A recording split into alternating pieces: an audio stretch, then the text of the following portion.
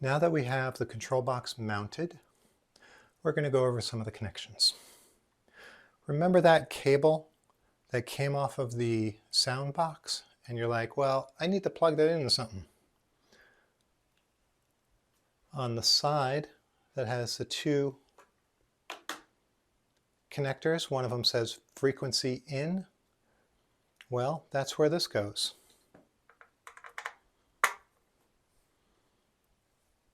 You're going to take the other short cable, plug that in, and now that short cable plugs into the music player. On this particular music player, there's two holes that you can plug it into. It doesn't matter which one you do.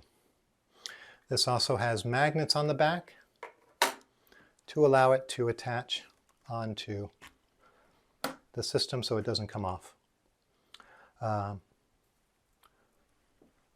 We like to have this nice and tight. So when you get this, it's going to be super tight. So you can't do what I just did. We have those two cables in. We need some way to keep the power going on this. It has a 10-hour battery, but really that's only one day's worth of enjoyment there. So you're going to take that power cord, plug it into the spot for the power, and then plug it into this. And now you have power and music going into it. So if we want to make this a little bit more simple,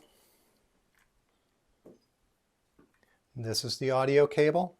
It goes into the main box and then it goes out to the audio.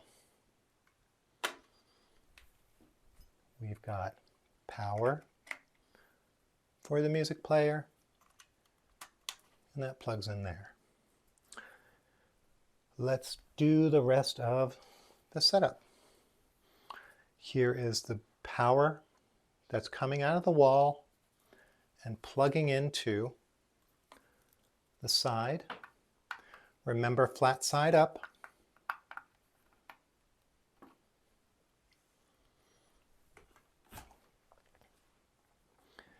And at this point, you can turn on some parts, but we're still missing one vital part. That's the light bar. Stop.